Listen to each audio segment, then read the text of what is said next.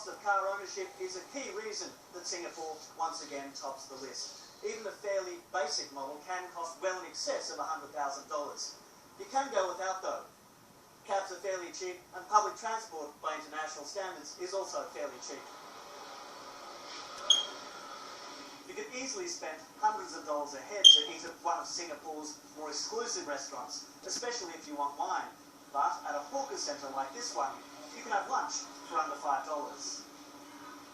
Many expatriates live in condominiums like the one behind me, and they'll pay maybe $4,000 or $5,000 a month for a two-bedroom apartment. Singaporeans, on the other hand, tend to buy into public housing, which is considerably cheaper. The Economist Intelligence Unit sells its cost of living index to companies who want to know how much it will cost to send employees overseas. For that reason, the Singapore government last year suggested it didn't really reflect local living costs so much as expat luxuries, such as expensive overcoats and fancy cheese. And there are other factors that can dramatically change the rankings too.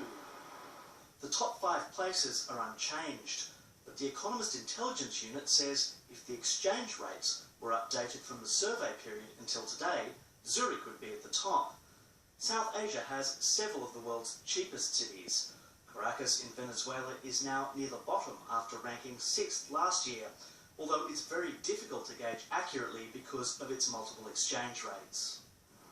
Singapore, though, has been a steady climber. A decade ago, it ranked below New York, London and Tokyo, and now, for the second time in a row, it tops the list. Timothy McDonald, BBC News, Singapore.